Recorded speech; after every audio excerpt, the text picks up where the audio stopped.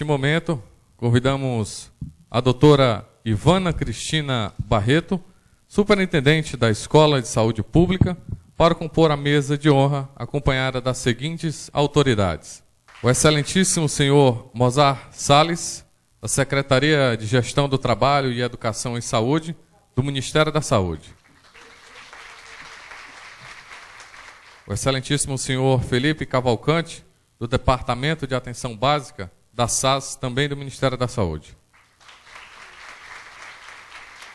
E a professora Raimunda Magalhães da Silva, da Unifor, representando aqui todas as demais universidades.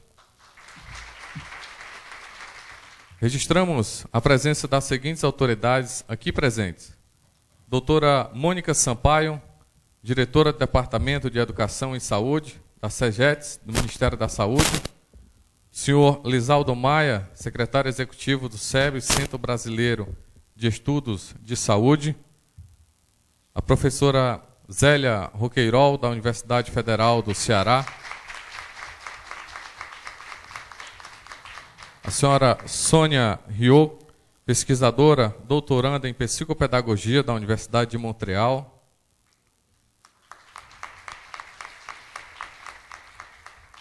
registramos também a presença do senhor Etienne Wenger, que será o nosso palestrante de hoje; do senhor Fernande Gervais, do professor Francisco Antônio Loyola, da Universidade de Montreal; da senhora Mariana Dorsa, da Universidade Estadual de Campinas.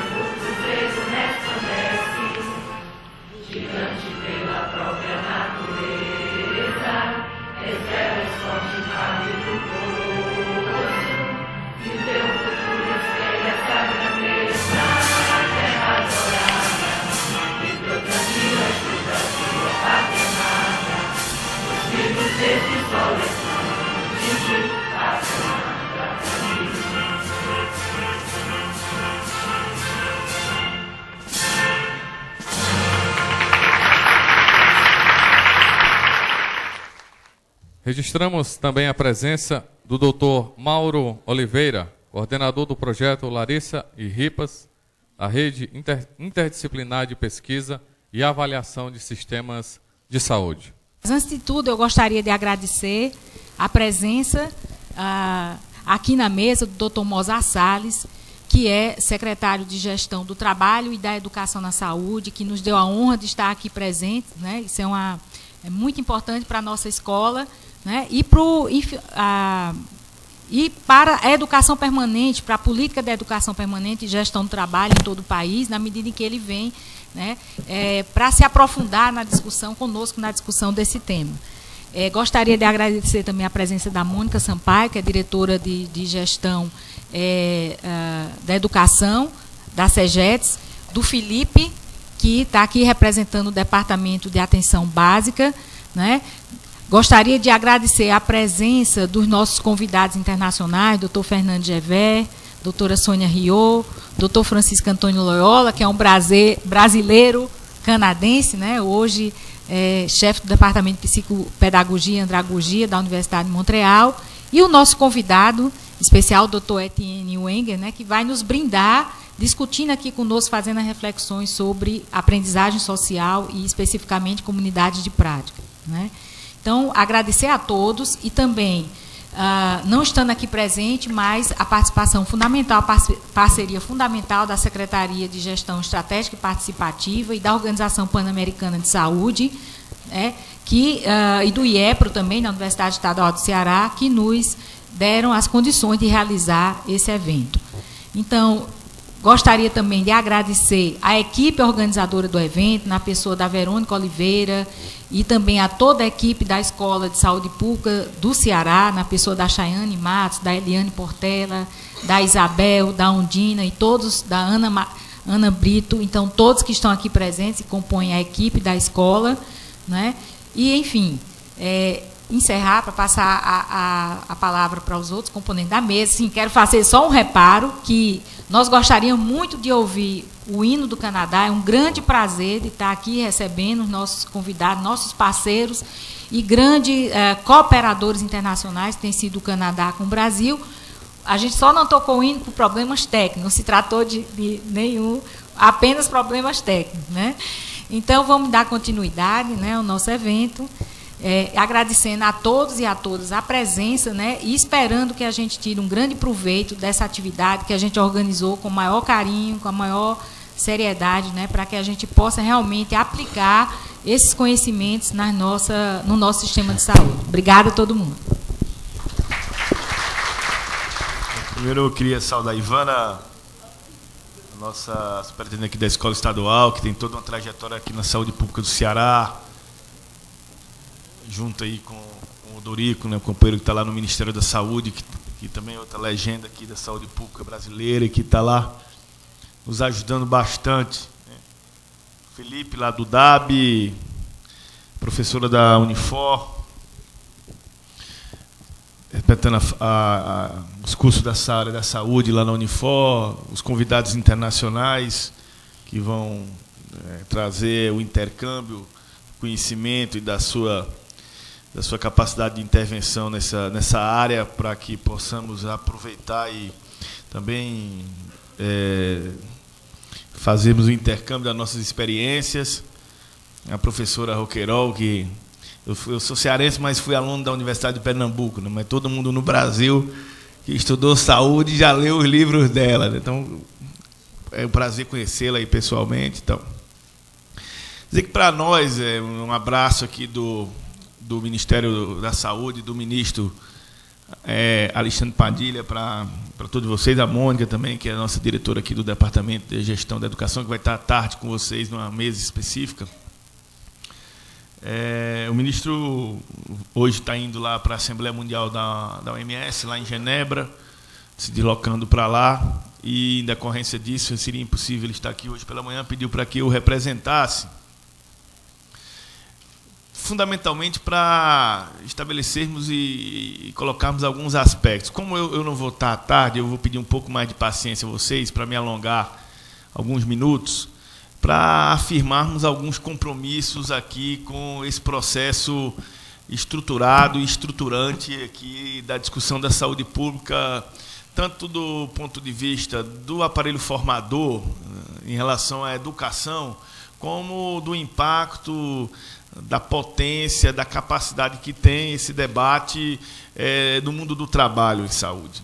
Eu acho que as escolas estaduais de saúde, elas têm a condição e a capacidade de dialogar com essa ambiência e ter a possibilidade de transformar e incorporar as ferramentas estabelecidas na educação para o exercício cotidiano do trabalho e, ao mesmo tempo, sofrer e se interrelacionar com aquilo que é estabelecido diariamente pela realidade do exercício profissional nas mais variadas áreas, percebendo e entendendo que a atenção à saúde ela tem esse componente multiprofissional e as condicionantes, inclusive, da interface com a sociedade, que é objeto desse debate aqui de hoje. Nós entendemos que é fundamental que um ouça o outro, que um interaja com o outro e que possa garantir que os mecanismos estruturados e estabelecidos da educação permanente possam ouvir cada vez mais o mundo do trabalho,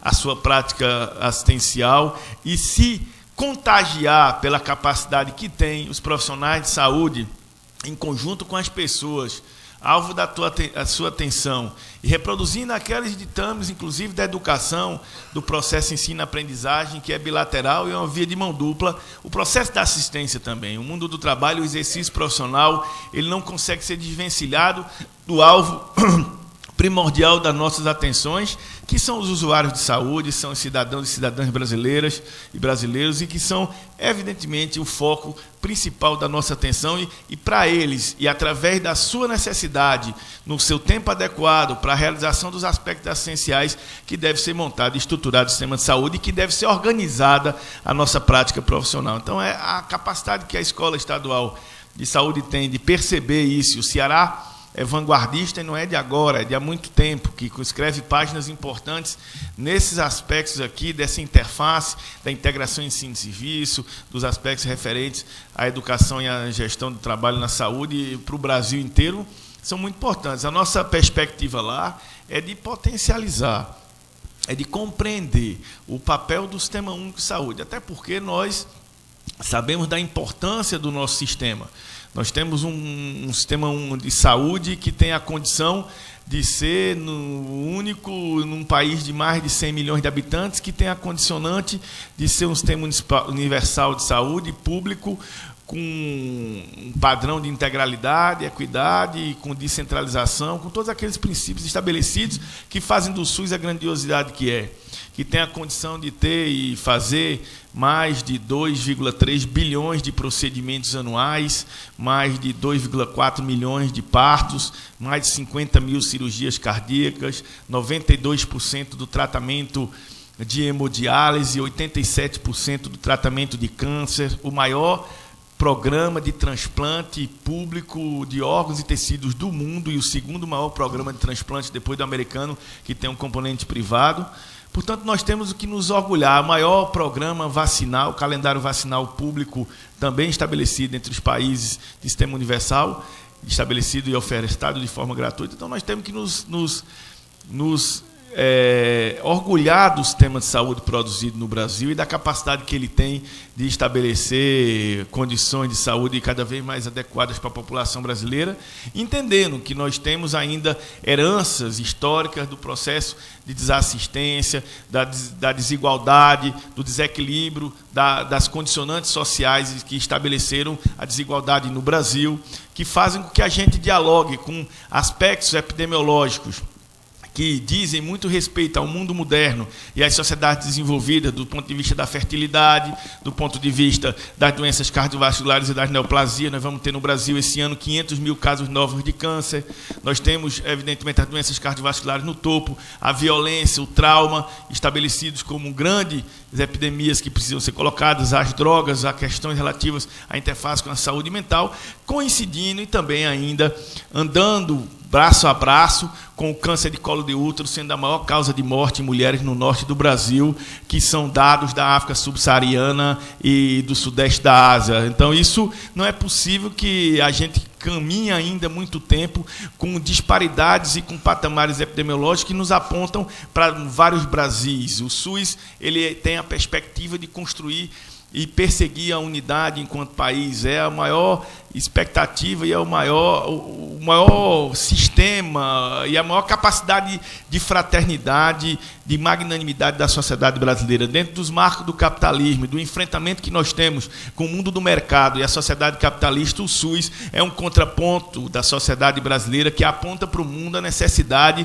de estabelecer a solidariedade, a fraternidade, a capacidade de estabelecer a cada um, de acordo com a sua necessidade, aquilo que é efetivamente disposto pela sociedade, pelo conhecimento produzido, pela condição de resposta aos agravos e, fundamentalmente, aos aspectos mais fortes da prevenção, da promoção e da prevenção em saúde. E nesse campo da promoção e da prevenção, nada melhor para, inclusive, entender e disponibilizar as ferramentas tecnológicas que estejam as mais modernas do ponto de vista da produção do conhecimento, mas também aquelas que dialogam com as nossas raízes, com o nosso interior, com a nossa condição de entender o mundo, com a capacidade que nós temos de expressar os nossos valores mais ricos do ponto de vista cultural, antropológico e social, e as nossas condicionantes históricas dos determinantes, dos famosos determinantes sociais, e que estabeleceram ao longo do tempo, mesmo com todas as dificuldades de se expressar enquanto enquanto elemento de comprovação do ponto de vista das pesquisas e do ponto de vista da racionalidade científica, mas que tem todo um aspecto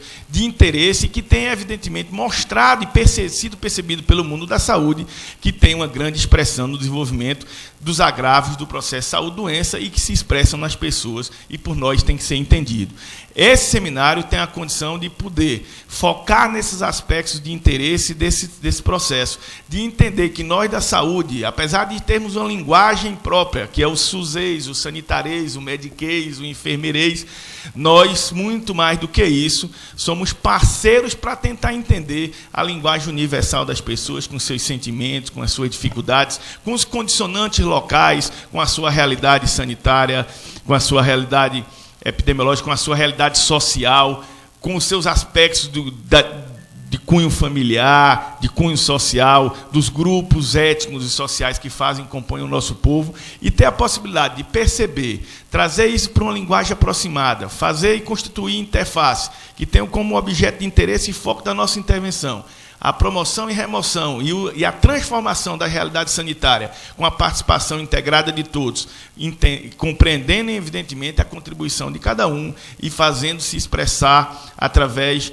de grupos que possam ter a tônica de concentrar esse debate e de capacitar e de perceber a cada um a sua contribuição e, evidentemente, a inclusão de cada um, tanto o cidadão, a pessoa, como o profissional de saúde, com o que ela pode contribuir para a superação dos nossos desafios e das nossas dificuldades históricas de transformação do mundo da saúde. Essa, eu acho que é o grande legado desse workshop, desse seminário, a possibilidade de trazer a formatação desse olhar e cada vez mais nos prepararmos para isso. Temos algumas experiências importantes na saúde mental, na terapia comunitária, nos aspectos da educação, que possam promover modelos pedagógicos cada vez mais integrados e associados, mas eu acho que nós da saúde estamos marchando nesse caminho, essa experiência aqui aponta para isso. O Ministério da Saúde é solidário a essa proposta. Eu acho que temos também alguns desafios dos aspectos referentes à formação de recursos humanos.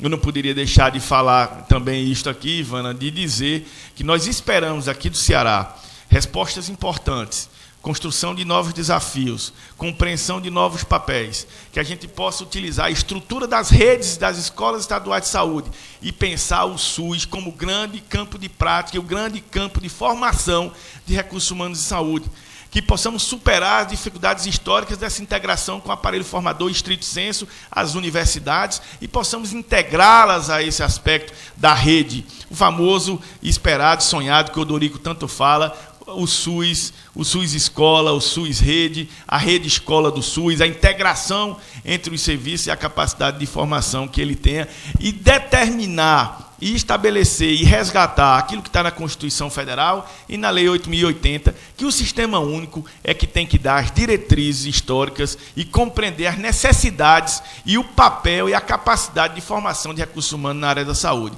O Ministério da Saúde vai ser radical em resgatar, muitas vezes, alguns debates que nós vamos precisar dar o apoio e da solidariedade de vocês, para resgatar para o Estado brasileiro, e o Estado brasileiro através do munus público, da capacidade que ele tem de dirimir conflitos e estabelecer com o coletivo e a maioria e a necessidade social quais são os ditames que têm que ser impostos ou, de uma certa forma, construídos para a formação dos profissionais de saúde no Brasil. Muitos enfrentamentos virão, enfrentamentos em relação à regulação das profissões, ao papel delas no aspecto e na componente multiprofissional da assistência, na determinação da necessidade numérica, qualitativa e quantitativa do número de profissionais e da sua distribuição geográfica, do componente específico, inclusive, dos interesses da nação em relação às especialidades, em relação à distribuição desse conhecimento. Serão várias e várias rodadas, serão vários e vários encaminhamentos. A Escola de Saúde Pública do Ceará, não tenho a menor dúvida, será nossa parceira.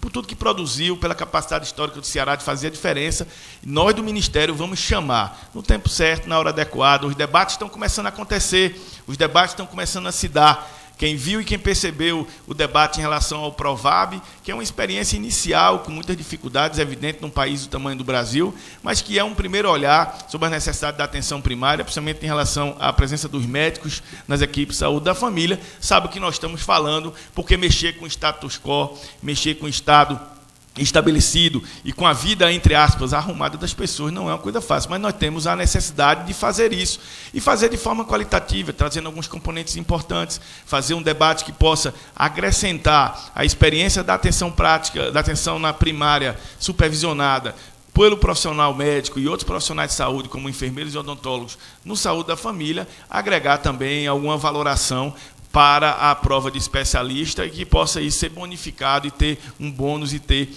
uma condição de valoração, e é o que nós estamos buscando no Provab, além de toda uma série de outras medidas articuladas e que vão ser alvo de debate. Então, queria pedir desculpas a você porque me alonguei, mas eu não poderia deixar de perder a oportunidade de convocá-los para serem solidários, e o Ministério da Saúde vai fortalecer, viu, Ivana? Nós vamos fazer uma linha específica de convênio, de parceria, de fortalecimento dentro da necessidade das chamadas redes prioritárias de saúde, e aí vai a atenção primária, saúde materno-infantil, a saúde mental, principalmente o tratamento do crack e outras drogas, a atenção ao câncer, fundamentalmente o câncer de colo de útero, o câncer de mama, mas todas as áreas da atenção oncológica, e a urgência e a emergência, que nós entendemos que essas 5 áreas, elas são prioritárias nas chamadas redes de atenção do Ministério da Saúde, e nós queremos, no ensino técnico, na pós-graduação e na interface com a graduação, com a formação de recursos humanos em saúde, fazermos tudo que tivermos ao nosso alcance para deixar o SUS com os profissionais adequados e necessários em número, em qualidade, em saber, conhecimento, interface e prática para os SUS brasileiros. E vocês serão parceiros, e nós vamos colocar os recursos necessários e possíveis, finitos, evidentemente, dentro do orçamento, mas eu quero já convocar você para a gente sentar em Brasília e ampliar significativamente o portfólio de oferta da Escola de Saúde Pública do Ceará pela iniciativa e pela parceria do Ministério da Saúde. E aí, um abraço. Queria registrar a presença da senhora Zélia Franklin, de Albuquerque, coordenadora do Centro de Referência em Saúde do Trabalhador. Queria iniciar agradecendo o doutor Mozart, né, pelas palavras dele e pela confiança, né, confiança na Escola de Saúde Pública, na nossa equipe, que está realmente à disposição, e eu acho que ele também mencionou aí a rede de escolas de saúde pública no Brasil. Eu acho que são instituições que têm um papel fundamental, porque elas estão no meio, são instituições que não são serviços de saúde, não são unidades acadêmicas, né, estão no meio caminho, e por isso elas podem fazer bem a mediação entre os serviços e as universidades. A gente precisa das duas instituições, instituição de ensino, precisamos da instituição de saúde. E a instituição de ensino contribuindo com a formação de profissionais de saúde. Mas como é que a gente faz? Como é que a gente faz essas duas instituições colaborarem? Para uma ajudar na missão da outra, né? Que a missão da saúde, é claro que cada instituição tem sua missão específica. A saúde, atender, prestar atenção de qualidade. E a universidade se foca na formação de qualidade, ela quer formar o melhor profissional possível. Mas como é que a uma ajuda a outra nesse objetivo, né? Então, é isso como é que a gente faz, por exemplo, o professor pensar que, ao ajudar a organizar um serviço de qualidade, ele também está formando um profissional de qualidade. E como fazer o serviço pensar que, ao formar um profissional de qualidade, ele também qualifica o serviço. Então, é esse desafio, né, que a gente tem também, e que a gente pode tá buscando ferramentas conceituais, ferramentas práticas também para compreender e para atuar sobre isso. Então, esse foi o objetivo desse workshop, pensar, refletir sobre isso. O próximo, por favor. E começa, né, numa reflexão sobre o continente americano, sobre os países que estão aqui, os sistemas de saúde que pertencem a esses países, né, lembrando que a gente tem aqui como três sistemas públicos de destaque no continente, entre eles o sistema de saúde cubano, que é um sistema de excelência e que atua com baixo custo, né, baixos investimentos, consegue resultados grandiosos no setor, por conta da organização, por conta do engajamento, do compromisso dos profissionais, né, e do governo. O sistema de saúde canadense, que também é um sistema de referência no continente, em função de ser um sistema nacional público de saúde, e que, por isso, que também tem o princípio da universalidade, e é baseado muito no trabalho das províncias, né? É descentralizado por meio das províncias e das regiões de saúde no Canadá, e, por isso, tem problemas semelhantes ao sistema de saúde brasileiro, que é o outro grande sistema, um sistema também público de saúde, que tem, por seus princípios de universalidade, integralidade, acessibilidade, né? E igualdade, não é equidade. Na Constituição brasileira, o princípio da equidade não foi inscrito, apesar de ser anunciado pelos sanitaristas, né? Equidade enquanto justiça social, ele não está inscrito nem na Constituição e nem na Lei Orgânica de Saúde. Que nós conseguimos colocar lá dentro foi o princípio da igualdade, que ainda não atende aquilo que o Mozart falou, né? Porque só com a equidade, investindo mais em quem tem menos, que a gente vai poder encontrar o equilíbrio social. E isso não está afirmado na Constituição, ou seja, é algo que a gente ainda precisa, que a sociedade brasileira ainda precisa internalizar como um valor importante, a questão da equidade, para que a gente atinja um equilíbrio social, né?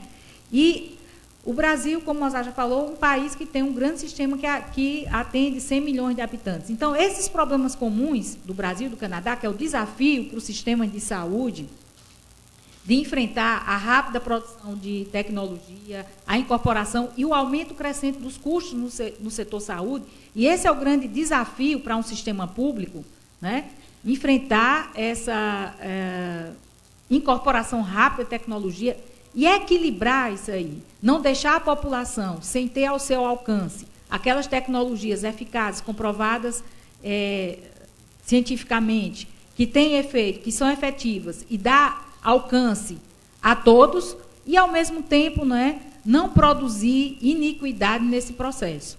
Ao incorporar tecnologias muito caras, não atender apenas a pequenos grupos, sem deixar a grande população também contemplada. Então, esse é um equilíbrio que é complexo e que a gente precisa, para isso, ter mecanismos de gestão do conhecimento. E é por isso, aí que entra a questão das comunidades de prática, né? O próximo, por favor.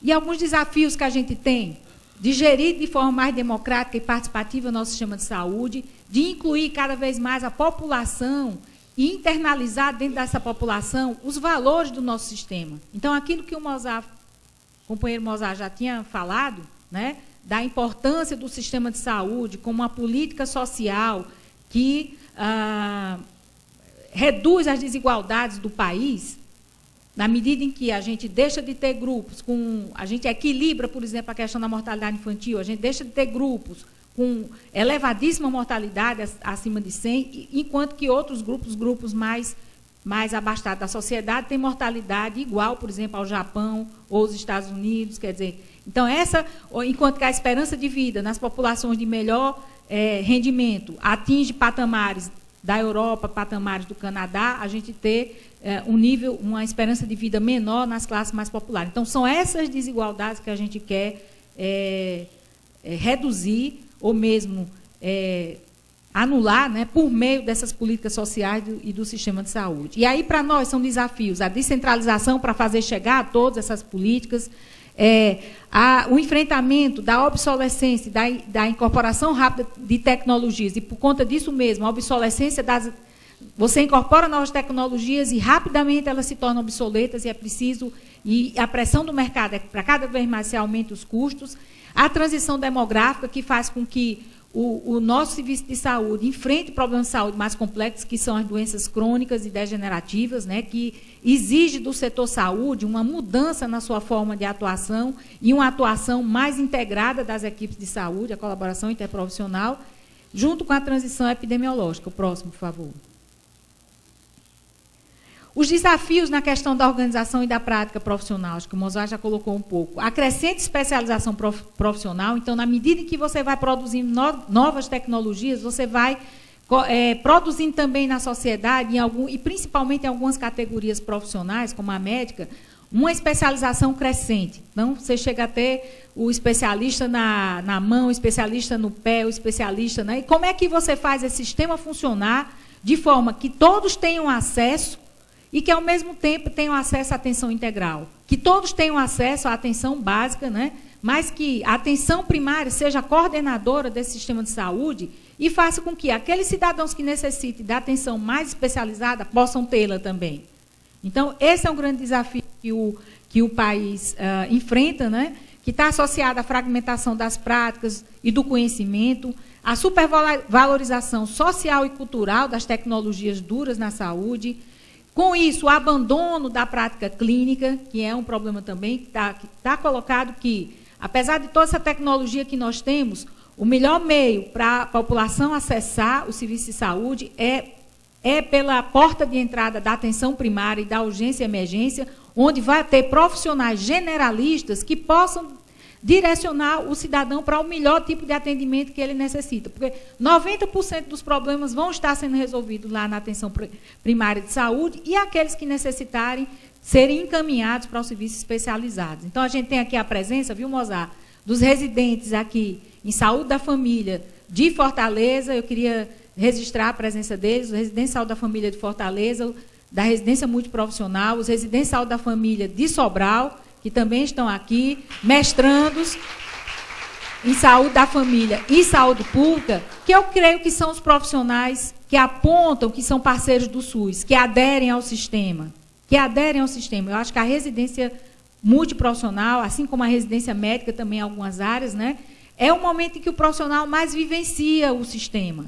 Passa ali 40 a 60 horas semanais no sistema de saúde. Então, ele vai internalizar os valores do sistema e o modo de fazer. Né? Por isso que a residência médica ela é tão, e multiprofissional, interprofissional, ela é fundamental. Né? Por conta dessa vivência intensa que os novos profissionais têm dentro do sistema, fazendo com que eles possam aderir aos princípios, aos valores e ter um vínculo afetivo com a população, né? que precisa e que utiliza esse sistema de saúde.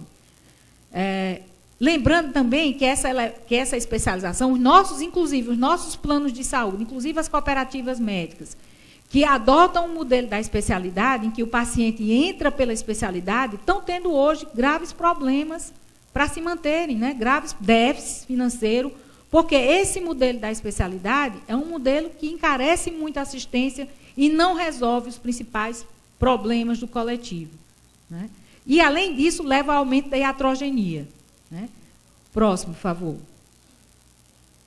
Bom, e como superar esse modelo fragmentado do cuidado em saúde? Então, a gente tem algumas, no mundo inteiro, né? E aqui, particularmente nas Américas, a gente tem ferramentas conceituais e ferramentas práticas para enfrentar isso. Aí a gente coloca a questão da gestão participativa, da colaboração interprofissional, a colaboração entre profissionais, porque para dar atenção integral à saúde é preciso que vários profissionais estejam trabalhando coletivamente e colaborando dentro das equipes de saúde. A educação permanente em saúde, que também eu acho que é uma política importantíssima do governo brasileiro, porque permite os profissionais o investimento que o governo faz para que os profissionais se mantenham estudando e refletindo sobre o seu trabalho.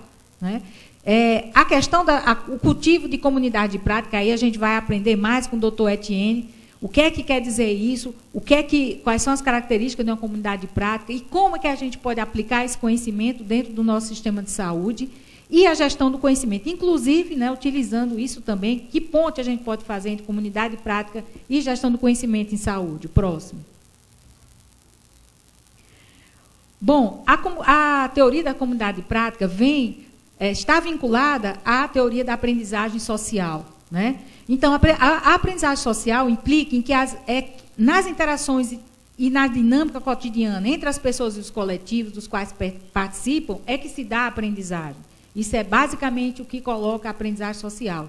E essa aprendizagem, ela constrói as relações entre as transformações de cada um, as transformações pessoais e as mudanças nas estruturas sociais, né? No serviço de saúde, nos protocolos e na relação do serviço de saúde com a comunidade, por exemplo. Próximo.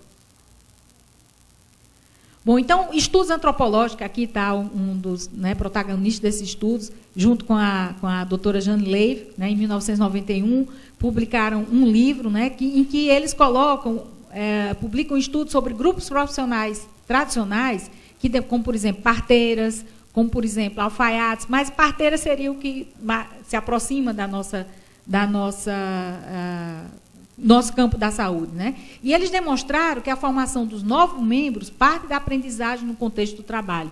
Daí a importância fundamental que tem a aprendizagem contextualizada nos ambientes de trabalho dentro do sistema de saúde, né? E o profissional em formação ou aprendiz passa por um período de transição. Então, ele entra no sistema, começa a aprender enquanto estudante, enquanto graduando, depois se transforma em residente, depois vai progredindo dentro do seu processo de aprendizagem e, a partir daí, ele vai se apropriando cada vez mais das técnicas de conhecimento naquele campo e chegando ao centro da comunidade de prática, né? Sendo uma liderança naquele campo de conhecimento. E isso é de fundamental importância. A educação permanente, nesse caso, tem uma importância muito grande para que esse caminho seja feito. Próximo.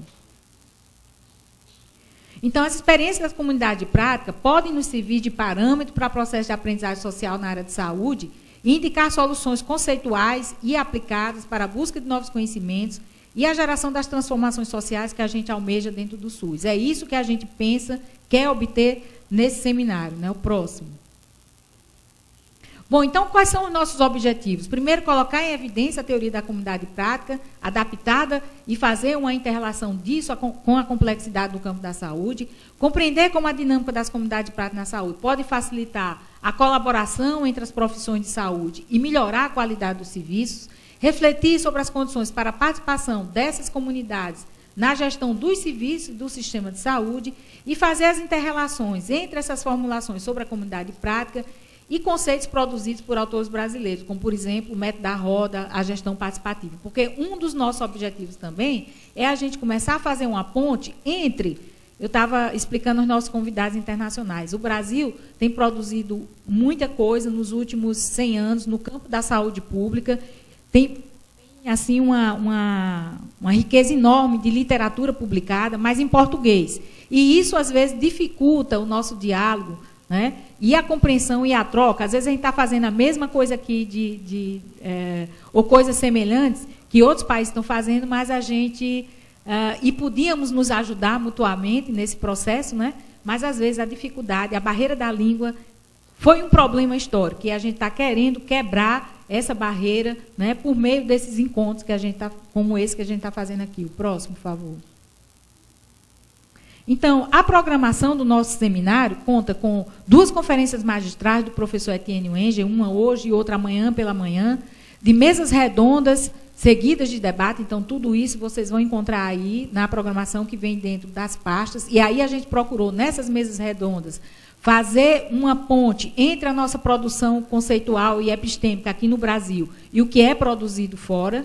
É isso que a gente quer fazer, né? Eu gostaria de agradecer aqui novamente a presença dos nossos convidados internacionais, do Dr. Etienne Wenger, né, do Dr. Francisco Antônio Loyola, da Universidade de Montreal, doutora Sônia Riot, também representando aqui a Universidade de Montreal, e Dr. Fernando Gevé, né, que é vice-diretor da Faculdade de Estudos Superiores da Universidade de Laval. Então, agradecer muito a presença deles, a participação, porque eu sei que eles vão enriquecer o nosso debate, né, eles concordaram em participar. Agradecer, enfim, a presença de todos vocês aqui, né? E dos convidados nacionais também, que vão estar contribuindo, né? A doutora Mariana Dossa, que vai estar chegando agora meio-dia, o doutor Antônio Ivo, que é diretor da Escola Nacional de Saúde Pública, o doutor Mozart, que a gente já tinha falado, a Mônica Sampaio também, que vai estar substituindo, diretora do Departamento de Gestão da Educação e Saúde, que vai estar participando hoje na mesa, hoje à tarde, substituindo o doutor Mozart Salles, e o doutor Felipe, que também está aqui representando o Departamento de Atenção Básica. Então, esse seminário será, com certeza, um momento, né, um encontro de um debate rico, e nós temos a esperança de que isso produza reflexões importantes, e principalmente para essa grande quantidade de jovens profissionais que está aqui, né, que eles possam construir novas estratégias a partir dessas ferramentas que vão ser aportadas, que eles possam estar construindo, né, novos planos de ação, táticas e estratégias aí, para que a gente consiga cada vez mais firmar o nosso sistema único de saúde e fazendo isso também, né, fortalecer esse movimento dos sistemas universais em todo o mundo e, cada vez mais, melhorar a qualidade de vida e de saúde da nossa população. Então, muito obrigado, um grande seminário para todo mundo. Né?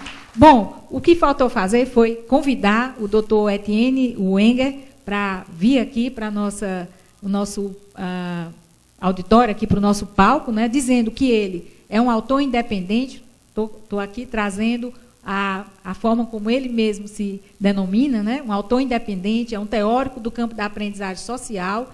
Ele estudou a aplicação da aprendizagem social em vários setores, incluindo empresas, governo, no desenvolvimento internacional, inclusive no campo da saúde e da educação.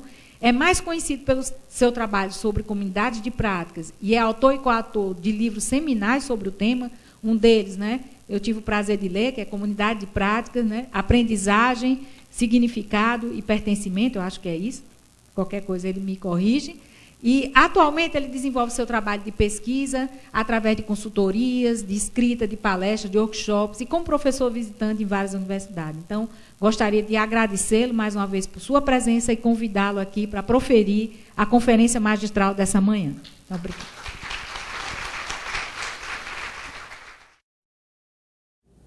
Hello. Bom dia. Good morning. Bom dia a todas e a todos. Unfortunately, I do not speak Infelizmente, eu não falo português. So I will speak in Então, vou falar em inglês. And there will be translation. E a tradução vai tentar ajudar vocês. And also, you know, when you come to a conference like Quando this, vocês vêm para uma in a conferência university, como essa numa and you've been universidade working on some topic e for 20 vocês years, estiveram don't quite know trabalhando what to say. em alguma coisa durante 20 Because, anos, você you não know, sabe muito there bem are como people começar, here porque who tem have never pessoas heard my aqui name. que nunca ouviram falar em mim and there are people no here meu trabalho. Tem pessoas have aqui written a dissertation, que a PhD escreveram suas based on my monografias, work, suas dissertações who probably baseadas no know meu my work trabalho, better than I. que talvez saibam do meu trabalho melhor do que eu. So it is a bit difficult Então é um to pouquinho mix those two difícil needs. de misturar So, essas I'm gonna duas coisas, pessoas que nunca try ouviram to falar e pessoas que go very conhecem quickly muito. Eu vou back through the tentar intention of the passar theory, sobre what a we were trying to do as intenções da teoria, o que nós estamos tentando And then I'm fazer, also e gonna também take you vou levar along with me vocês junto into comigo my conceptual journey na minha jornada and conceitual introduce to you e some concepts that I'm apresentar a still vocês working alguns on conceitos que in the ainda development of estão this sendo theory. trabalhados nessa teoria. Okay? No corpo So dessa it's teoria, gonna tá be bem? a kind of Então quick vai journey ser going uma through a lot of conceptual jornada material. com muito material de Because of the conceitual I'm going e to try to be slow, but my preference minha preferência is to be interactive. é que eu possa interagir Rather com than talk vocês for an hour and em a half, lugar which de is the falar time por that I uma have. hora e meia ou alguma coisa So, assim. feel free to Então, interrupt me, fiquem, se especially sintam because I livres de know me interromper, that some of the especialmente terms porque eu that sei I que alguns use do not temas, translate algumas very easily expressões into não se Portuguese. traduzem I was muito talking bem with the para o translator português. Nós before, estivemos conversando you know, algumas and I think it would be coisas, useful algumas if a concept expressões, is difficult. alguns Just raise your hand and conceitos say, "Okay, let's talk about fiquem this." difíceis Because para a trying to compreensão, understand levantem sua mão. how to E translate a vamos term is tentar actually a good trabalhar way o conceito e to não understand the só intention traduzi-los. behind the Aí concept, é bom rather traduzir than a simply a intenção word, que está por that has been given by the detrás do translator. conceito e não So let's somente try as to make this palavras, interactive. que é Feel free to a interrupt missão me. do I have prepared tradutor. some slides. We don't Então have to aqui go through all the estão os slides. We still have slides. some time tomorrow. Não vou falar sobre today todos os meus I was slides, asked talvez um pouco to amanhã, introduce the theory mas hoje eu gostaria de apresentar a we will teoria talk more e about the falar practice um and the pouco work that mais I've done amanhã, in talvez practice falar with um pouco Camisa. mais da prática. Ok? So, Tá tudo bem com vocês? Deu para a entender? quick reminder. Então, uma That lembrancinha term, aqui. community of practice, Então, comunidades de prática, invented a expressão foi about inventada 25 mais ou years menos ago. 25 anos atrás. I was working Eu with an estive anthropologist trabalhando com um at, antropólogo. Research Center Ele é Institute for pesquisador Research on do Learning, Instituto which de was a Aprendizagem, private research institute que é um instituto started privado by the Xerox Foundation levado pela Fundação Xerox to create para criar cross-disciplinary a research program on learning. programas de It was pesquisa in interdisciplinares response to, em a aprendizagem. report from the E depois Department of escrevemos um Education relatório that had looked at education que in the US pesquisou a educação nos Estados Unidos da América e decidiu esse relatório, que era iniciação e risco. Essa pesquisa, esse instituto de pesquisa estudou através de John Celebrano, que era o diretor do centro de pesquisa, e ele convenceu a Fundação Xerox de ter a missão de repensar a aprendizagem. Então, eu fui convidado a esse instituto, foi maravilhoso de ver esses gigantes nos seus campos, estarem ali estudando a aprendizagem, lutando, porque diferentes conceitos de antropologia, sociologia, linguística, educação, essas pessoas brigando por suas disciplinas,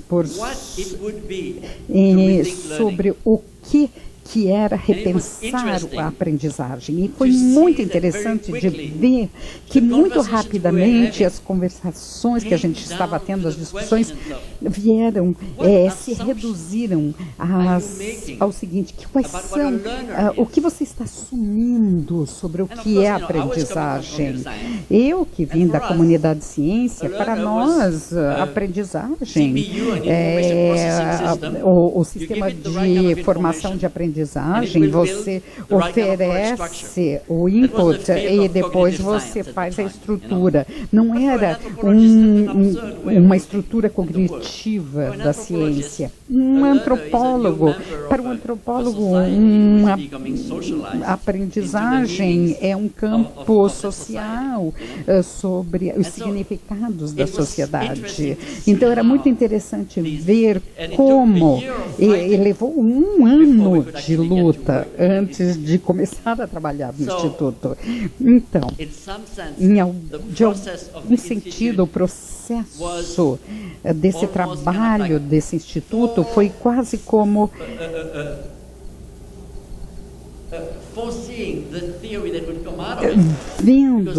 antevendo ao que ia se tornar o processo da aprendizagem, olhando os limiares, os limites de cada disciplina. Às vezes era bastante emocional, você sempre pensa que os professores sabem o que estão fazendo, na sua totalidade. Eles já sabem tudo, mas era interessante ver esses professores importantíssimos questionando o que eles estavam assumindo e ficando muito defensivos com suas descobertas. Você vê como essa aprendizagem é experienciada por essas professores tão grandes em seus setores. Isso era muito interessante e muito difícil até de ver.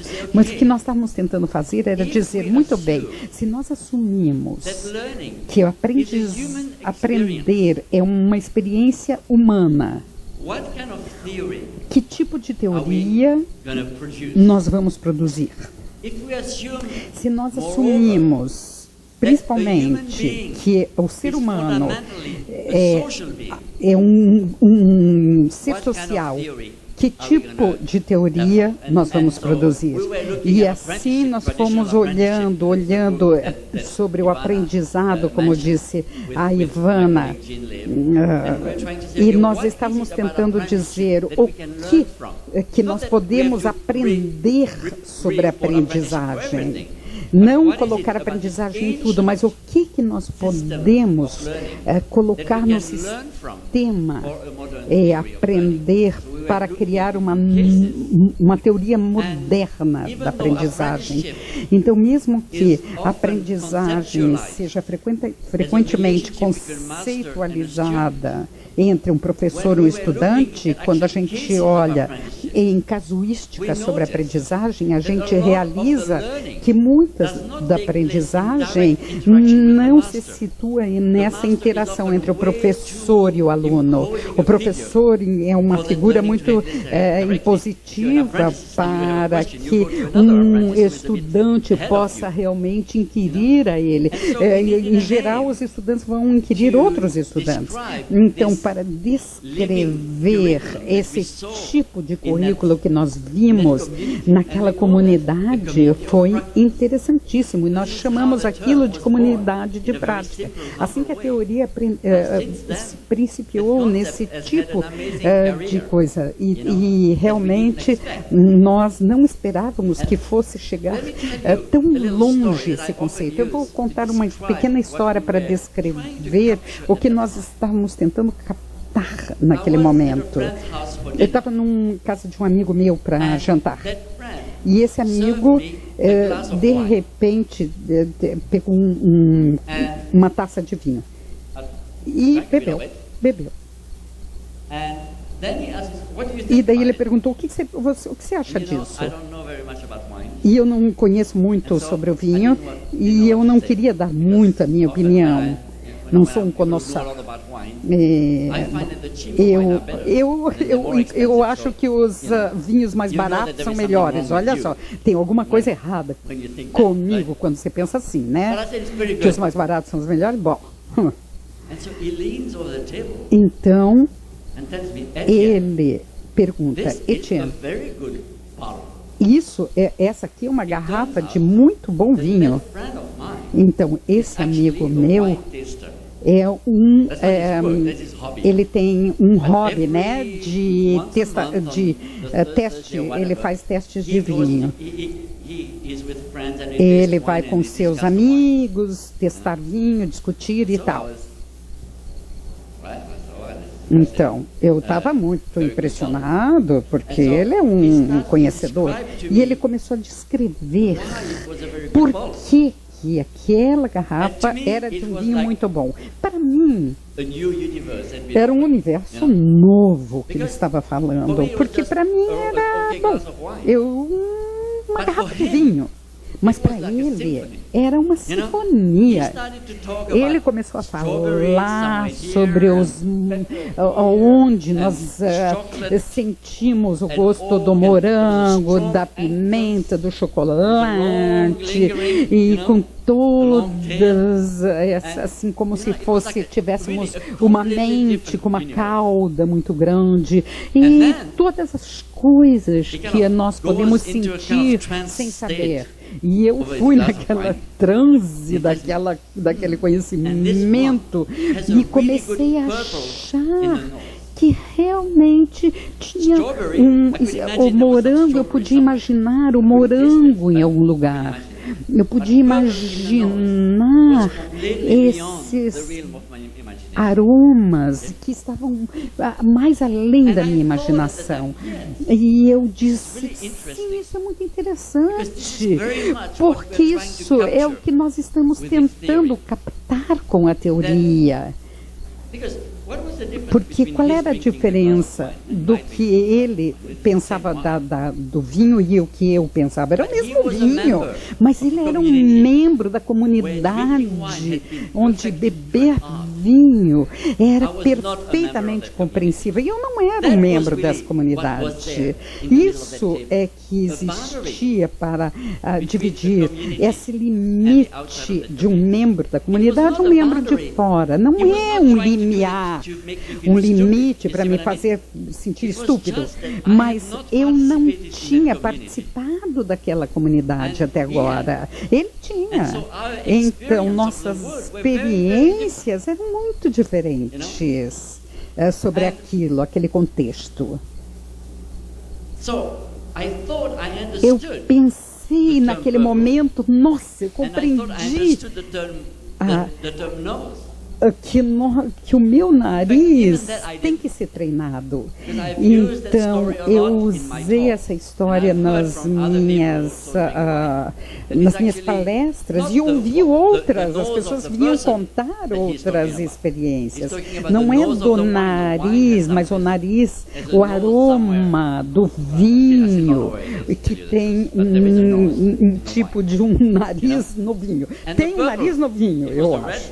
Então, o vinho era tinto. E eu também ouvi dizer que o vinho branco também tinha todo um conceito. Então era muito interessante, eu entendi as palavras, mas mesmo com as palavras eu não entendi. Eu tinha que ter essa vivência, isso é muito importante para a educação de vocês.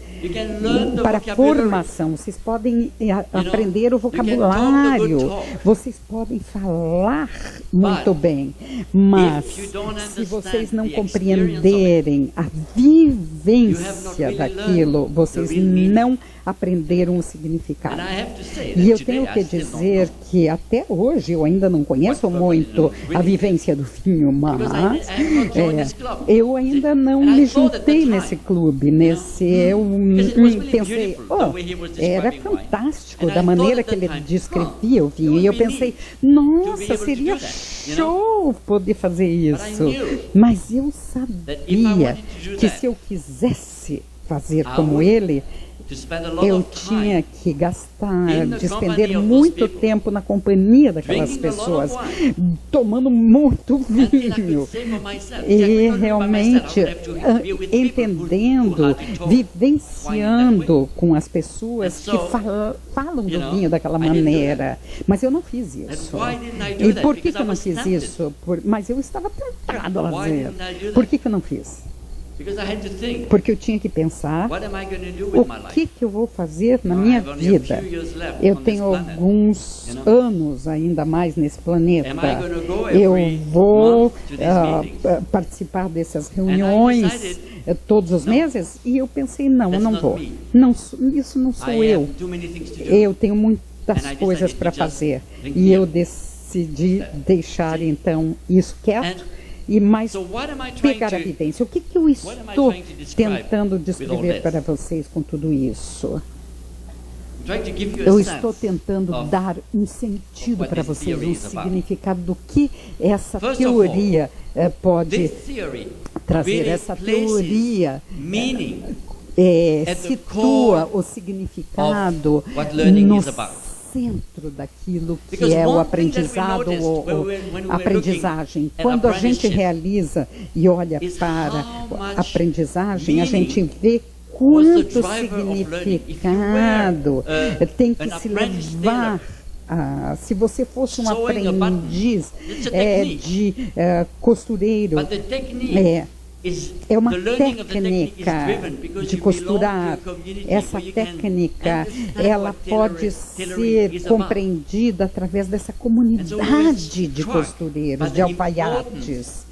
Mas a importância desse significado como o fundamento do aprendizado.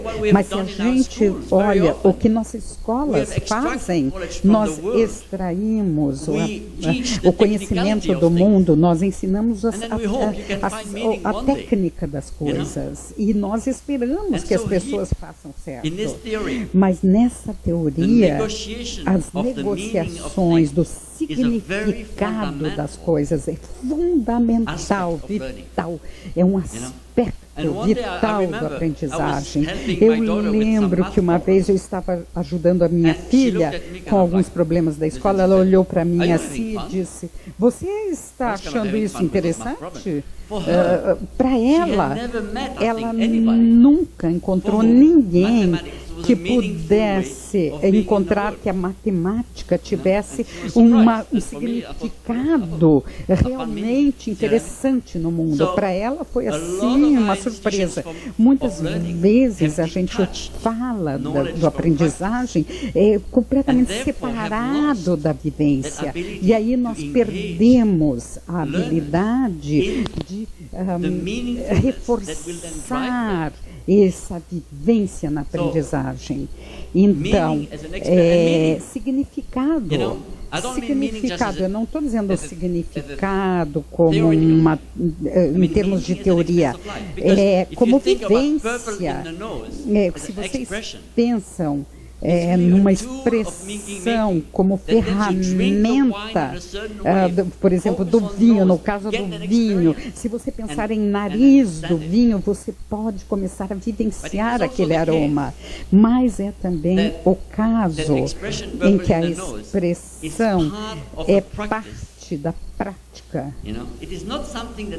Não é uma coisa que meu amigo inventou aquela noite de falar do nariz do vinho. É uma parte da prática social que ele estava expressando para mim.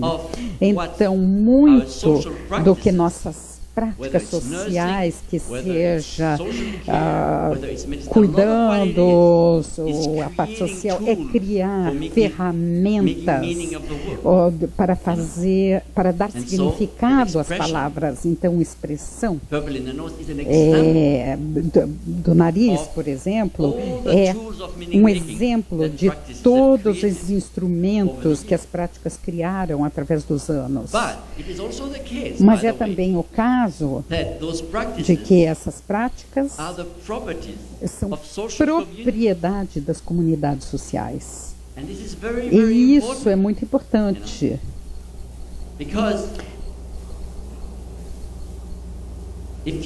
Porque se você é um estudante e você quer escrever sua dissertação, você entra numa comunidade. Você está entrando numa comunidade. Essa comunidade vai perguntar para vocês, ou vai pedir a vocês para escrever um capítulo em literatura, para a literatura. Por que nós fazemos isso? Porque nós queremos que vocês realmente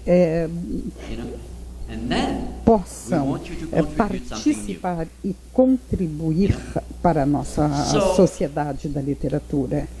Então, existe um processo social, porque vocês vão depois fazer uma apresentação em frente a um comitê, o comitê vai dizer, não, essa pessoa é ou não é um membro completo da nossa comunidade social. É um processo social e é importante que seja. Se você pensa na revolução científica, é um processo como um processo ou um processo de purificação, deslocamento para um processo de purificação, um processo social para criar um processo que pode ser contestado por uma comunidade. Então, o conhecimento social é uma demonstração clara daquilo que nós chamamos de conhecimento no mundo. É propriedade das comunidades que vêm juntas para decidir o que conta em termos de dados, da boa explicação sobre os dados do conhecimento, mas também quando a gente diz que o conhecimento é propriedade das comunidades, também elas levaram como herança os seus problemas. Se você vê o seu supervisor não gosta tanto do seu trabalho, as coisas são mais difíceis. Seu orientador, desculpa, não é supervisor, seu orientador do seu mestrado, do seu doutorado, qual é, por que essas comunidades podem fazer tanta diferença na aprendizagem, no conhecimento? E a última coisa que eu queria enfatizar, essa noção de identidade. Identidade, se você quer compreender como que o conhecimento funciona e a aprendizagem funciona no mundo, você tem que adentrar a questão da identidade. É muito importante na teoria das comunidades de prática. Identidade. Se você olhar, eu eu decidi que eu não seria um membro dos testadores de vinho, porque eu tenho que usar o que eu sou como um filtro para decidir a minha responsabilidade do meu aprendizado. E hoje ainda eu não sei qual é realmente o objetivo do nariz do vinho. Então, eu não me sinto mal em dizer isso, porque eu decidi não investir a minha identidade naquela comunidade. E porque eu decidi não investir como membro dessa comunidade, eu realmente só entendo um pouquinho do que aquela comunidade participa. Algumas pessoas me perguntam, você leu esse livro importante de Michel Foucault? Eu digo, não, eu fico meio chateado de dizer, porque eu sou parte de uma comunidade importante. Quando a gente investe naquilo que a gente é, isso nos torna responsáveis por uma certa forma de conhecimento.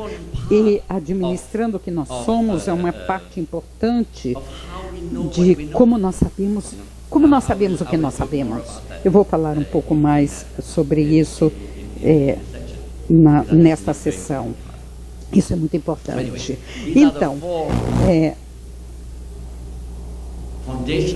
em termos fundamentais, como nós tentamos entender a aprendizagem, né, desde essa teoria, essa perspectiva dessa teoria.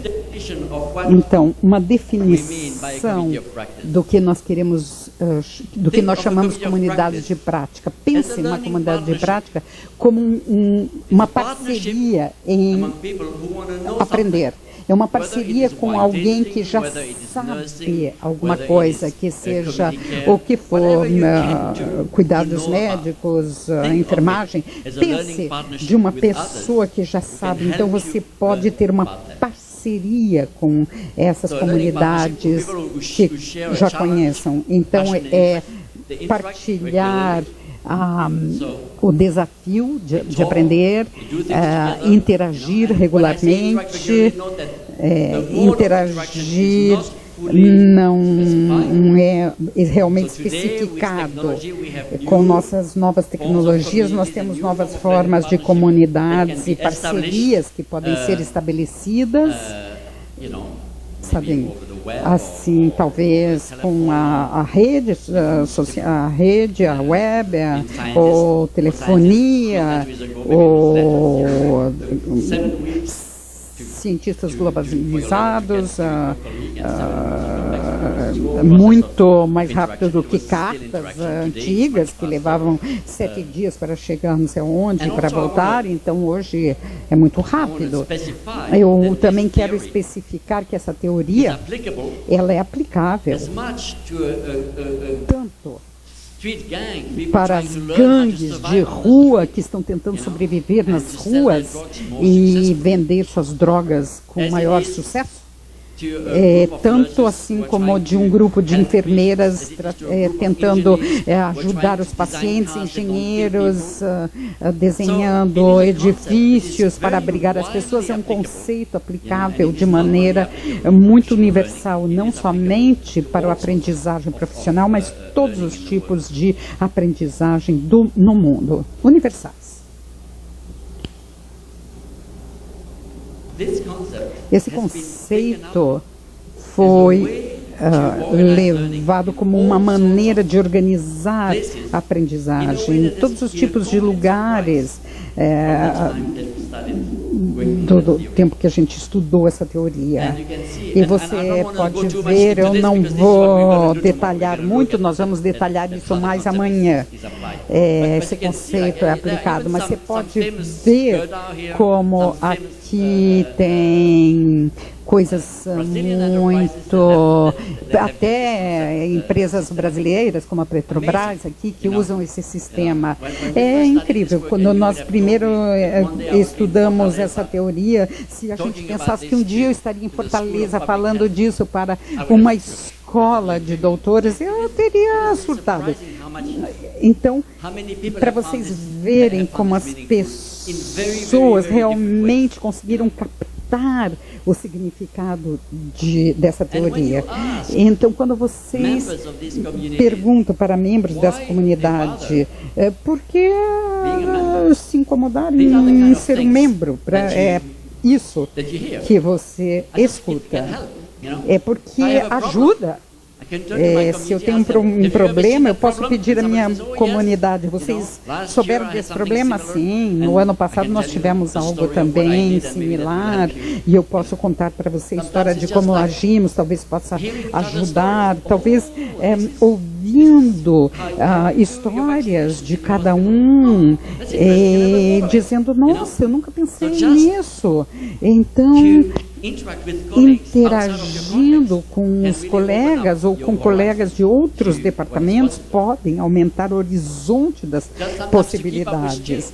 Ou também atualizar os campos. Tem tanta inovação, sozinho você não consegue atualizar tanta informação, mas tendo uma comunidade focalizando no que é importante para pessoas como você, iguais a você, encontrando uma voz. Por exemplo, tinha uma comunidade de advogados no Ministério da Finança na Austrália, que eles estavam atuando como comunidades de prata, procurando, pesquisando em finanças, e eles olharam o procedimento ditado pelo governo e depois as aplicações desses princípios em todos os casos, e eles realizaram que a aplicação não estava adequada. Então, como uma comunidade, eles realmente tentaram modificar o procedimento da gestão, porque a comunidade esperava, como comunidade, eles estavam ganhando influência estratégica na organização. Cada indivíduo não poderia ter tido toda essa visão, como em diferentes maneiras um participante pode ganhar.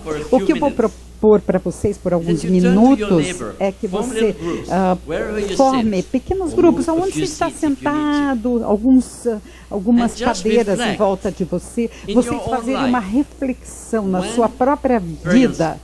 Quando isso pode acontecer? Pode ser no seu trabalho, pode ser no seu estudo, pode ser nos seus hobbies, nas suas igrejas, nos seus esportes, na sua música. O que você tiver como experiência, essa parceria que vai ajudar a você aprender aquilo que você quer ser melhor. Só algumas reflexões e perguntem cada um quais são as características dessas parcerias que realmente vão funcionar para você. Reflita na sua experiência. Você com certeza teve essa experiência, é muito comum, todo mundo teve. E vale a pena refletir um pouquinho e depois compartilhar sobre as diferentes coisas que vocês mencionaram. Posso convidar vocês, voltem para o português e vamos conversar e formem pequenos grupos, 3 ou 4 pessoas em volta de vocês para refletir aonde eu pessoalmente vivenciei algo assim, ok?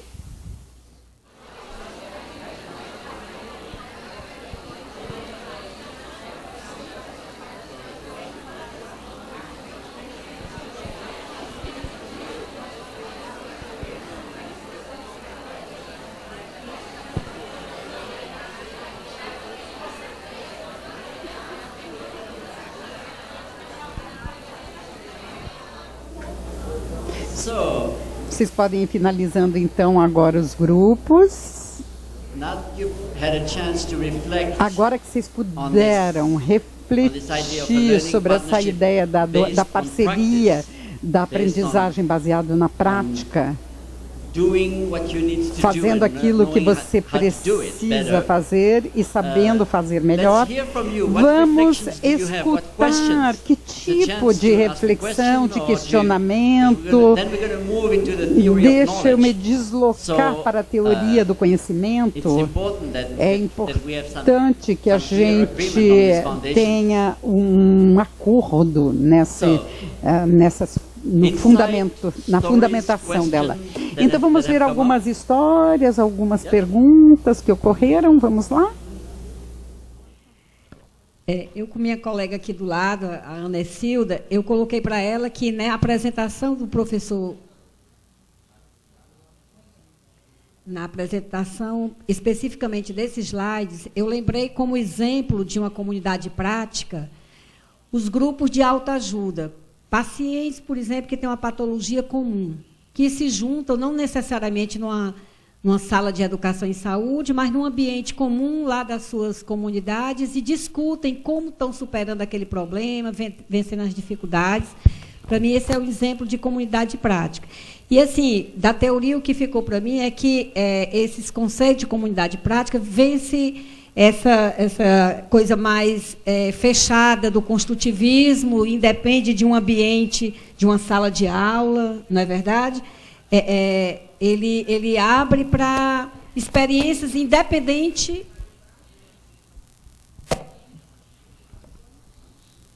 Pronto, independente de ser um ambiente formal de construção da aprendizagem, ele rompe com alguma dessas barreiras e que tem que ter uma força propulsora. É a realização pessoal, é uma necessidade de complementar a aprendizagem, são problemas comuns.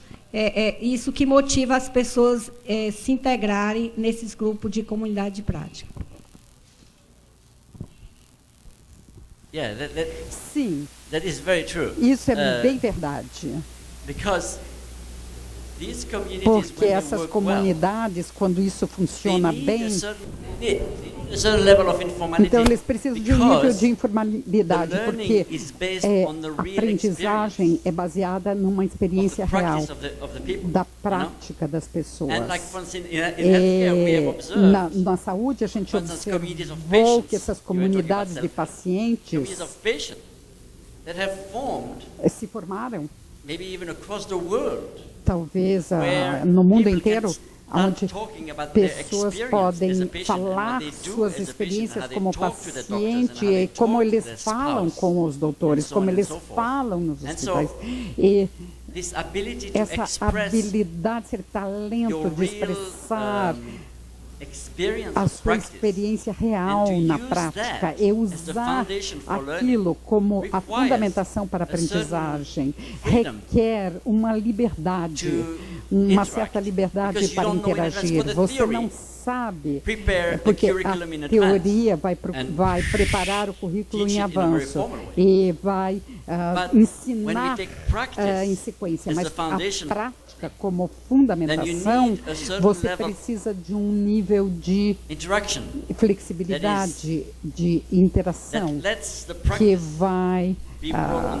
fazer com que a prática So if you have seja a, trazida. says, you know, I Então, don't know, I'm afraid of death. se you você know? disser, How do you eu tenho experience medo this? da Or, I don't- morte, como I'm gonna você go speak to my doctor tomorrow. vivencia isso, eu vou falar com o Then meu really médico moments of amanhã, like, então I need vai ter help momentos em que eu vou with dizer, eu doing, preciso de you know, not ajuda just para with fazer knowing isso, as some não kind of somente abstract thing in como your ter head. uma ideia So I think abstrata that- na sua cabeça, even mas when communities mesmo are very quando formally designed, because now there are existem as organizations competências que são that have muito formalized desenhadas, the notion of muito communities that go down. formalizadas, They e have existem formal organizações communities que on já aspects of steering, organizaram they essa are recognized by the teoria organization, das they are funded comunidades de by the institution. prática, But the way they ainda function necessita remains funcionar fairly informal com dialogue esse diálogo practitioners who try to informal solve entre os problems together. participantes para costurar really esses a programas very important observation. juntos. Yes. Então, é muito importante. Muito bem.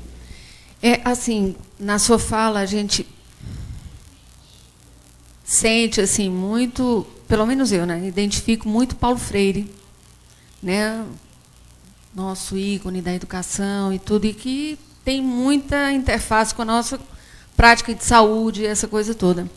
Além disso, assim, a gente observa na resiliência do outro, né, do paciente, quando ele está se apresentando para você. Por exemplo, eu trabalho com especialidade e que eu preciso ter uma visão muito mais abrangente das coisas e entender que meu paciente que tem uma precarização da higiene dele, tem uma alimentação ruim, uma casa ruim, um trabalho ruim, como é que ele cura uma ferida num pé diabético ou num pé rancênico, né? Então, assim, com que arsenal que eu vou dispor para estar com algumas culturas, com algumas práticas que elas passam a ficar obsoletas e elas passam a ficar modernas. Então, você fica trazendo coisas e voltando. Então, quando você faz essa troca junto com aquele cliente, junto com os alunos que você tem lá próximo, então, assim, cada dia é um dia totalmente diferente. Você nunca revive a mesma coisa. Ele nunca tem uma rotina. E a gente aprende todos os dias, né? E faz essas coisas e verifica se aquilo funciona para aquela pessoa e para uma outra pessoa não funciona. Só voltando um pouco na fala da professora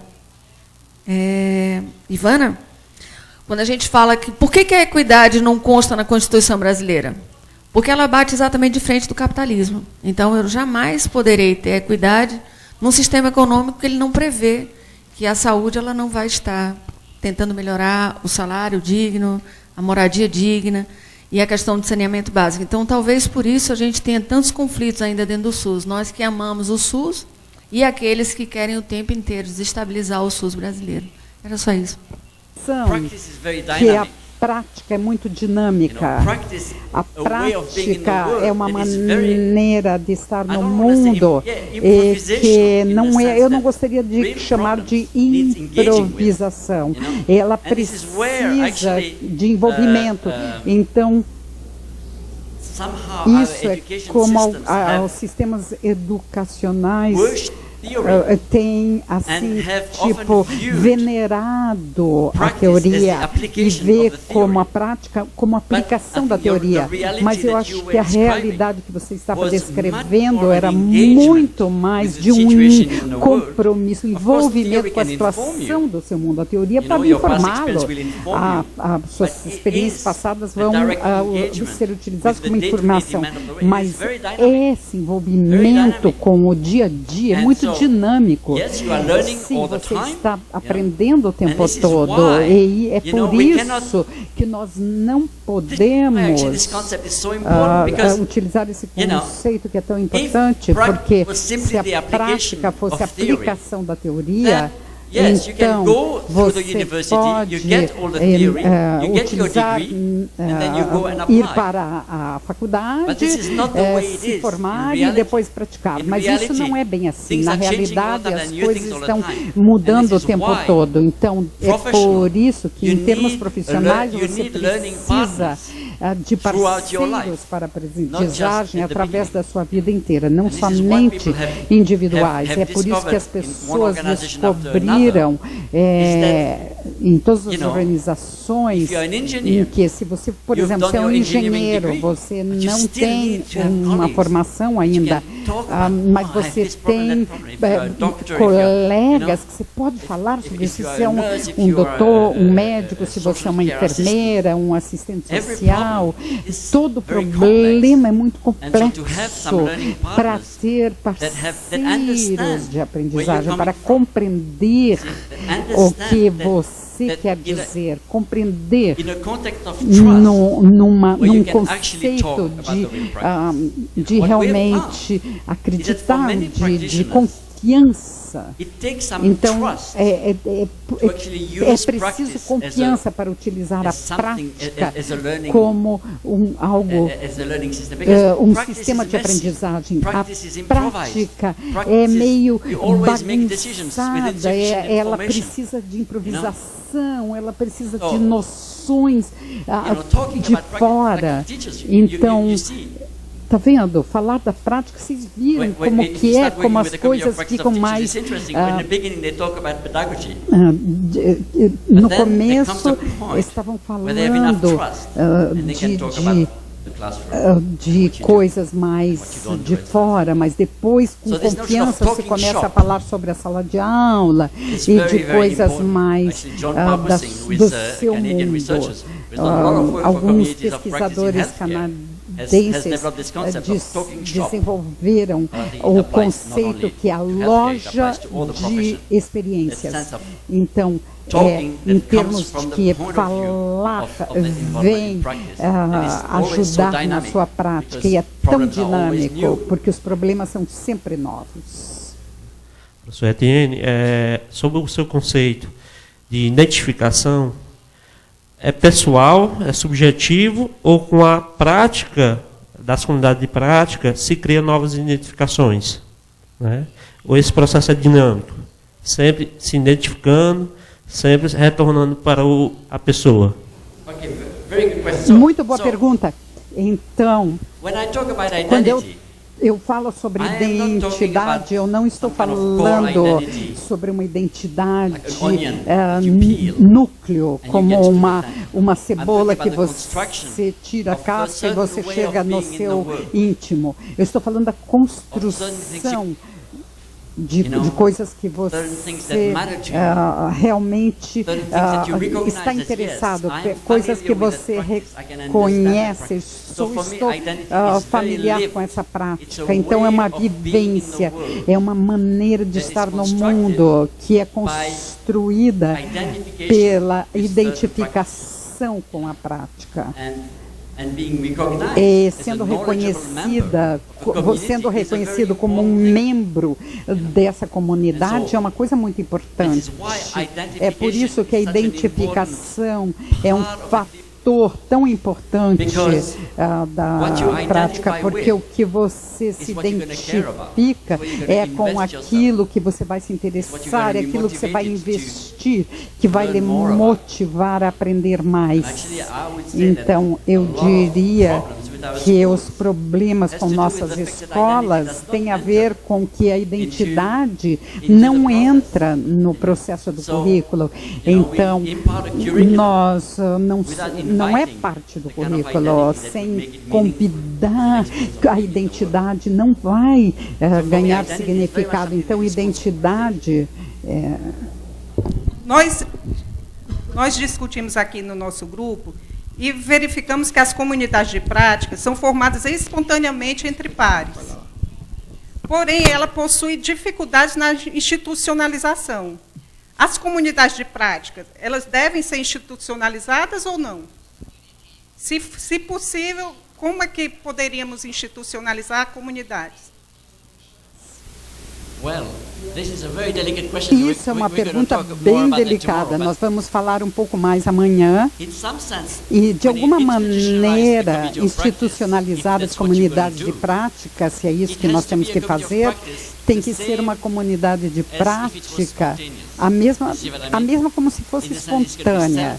Ela tem que ser autodirigida, autogestionada, envolver essas conversações informais, essas interações informais, e a dificuldade é que a gente pode institucionalizar a ideia das comunidades de prática, mas não naquilo que acontece nas comunidades. Então, organizações tem comitês de institucionalização e tem que aceitar que institucionalizar grupos e sistemas nos quais eles não têm controle de maneira interna. Então, primeiramente, quando eu fiz a pesquisa, eu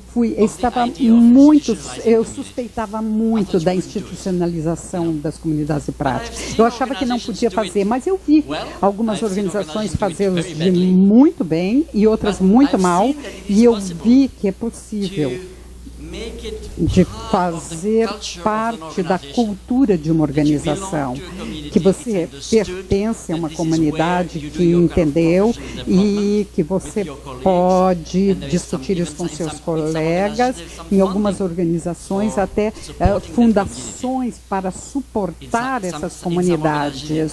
Algumas organizações têm até alguns patrocinadores que não têm relações de gestão com a comunidade, sim um diálogo com a comunidade. Então, o que as organizações fizeram de maneira adequada?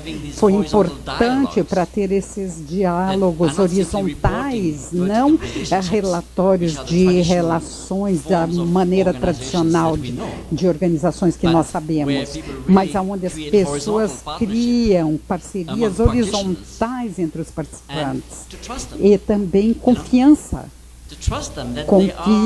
de que eles são sérios participantes e também precisa de confiança de maneira vertical também. Então, talvez eles tenham, mas os ingleses juntos, eles precisam estar juntos para se tornarem melhores naquilo que eles fazem. Então, a ideia da institucionalização é muito importante, é bem delicada e nem todas as organizações conseguiram executar de maneira adequada, mas é possível institucionalizar a ideia. Mas em algumas organizações fizeram de maneira mais formal do que outras. Por exemplo, algumas em Singapura, onde os diretores têm comunidades de prática entre eles. E por causa do trabalho, eles precisam de um tempo para estabelecer isso. Eles têm 2 horas que estão para esses comitês de prática. É muito institucionalizado, mas o que acontece nessas 2 horas depende deles. Então, é uma institucionalização mais flexível. Você talvez não pense nesses termos, mas se vocês levarem a sério, é bastante revolucionária essa ideia. Porque a organização construiu um processo vertical. Você estuda, pratica, desenvolve procedimentos, formaliza-os e depois você insere-os na sua prática, insere-os na sua prática. É bastante vertical em termos de aprendizagem. E, de repente, a organização diz, não, os participantes podem conversar entre si aquilo que vocês querem e confiar nesse conhecimento. Por muito tempo, a organização assumiu que não existia conhecimento em prática. Por isso que essa visão vertical da maneira de fazer as coisas. Então, a prática estava só implementando a teoria, como você estava mostrando. A prática é improvisação, não. Ela precisa de uma grande habilidade de conhecimento na prática. Em termos de, a política não pode captar isso. Então, você começar a pensar em que aprender é uma parceria horizontal entre os participantes é bastante revolucionária. E existe, assim, algumas organizações compreendem isso, outras não. É uma transformação lenta. E dessa maneira, porque também as pessoas, a vida das pessoas está em risco. Na saúde. Então, é bastante difícil, porque se você verticaliza, você tem mais ou menos certeza que as pessoas não vão morrer, mas, ao mesmo tempo, os participantes estão envolvidos nessa participação e você pode envolver o teu paciente nessa compreensão mútua com as teoria da comunidade de prática. Então, são coisas bastante delicadas na prática. E, para mim, essa é o valor da teoria. Porque, de alguma maneira, o que eu estou dizendo, todo mundo sabe, de alguma maneira ou de outra, mas ter uma linguagem, uma maneira de falar, legitimar, pode fazer uma diferença. Eu vi a diferença que isso faz em organizações. Quando as coisas são legítimas, elas se transformam em coisas legítimas a dizer. Talvez coisas que outro hospital, outras personalidades, outras autoridades, uma valorização da contribuição.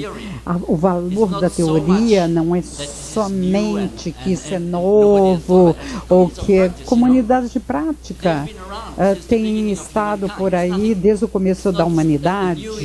Não é nenhuma invenção da roda. As pessoas aprenderam dessa maneira por séculos e séculos, mas para apresentar essa linguagem na maneira que as organizações reconhecem o valor do pensamento, nós nunca vimos antes. E eu acredito que essa é onde a teoria é importante. Então, eu vou prosseguir para mostrar para vocês aonde essa teoria está se dirigindo. Eu falei sobre a fundamentação da teoria e só para dar um sentido para vocês em termos da linguagem que nós estamos tentando desenvolver na próxima meia hora ou algo assim. Então, eu estava com um amigo que é um advogado. E ela, uma amiga, ela tinha muitos livros no seu escritório. E ela disse, está vendo, isso é o corpo do conhecimento na minha profissão. Isso parecia mais ou menos isso assim, tá bom? Eu encontrei essa. Era mais ou menos isso aí. Não tinha tantos, mas quase. E eu falei, meu Deus, isso é incrível, que a profissão seja tão codificada em tantos livros. Mas eu pensei, do ponto de vista da minha teoria, isso não é o corpo de conhecimento, isso é só um monte de livros.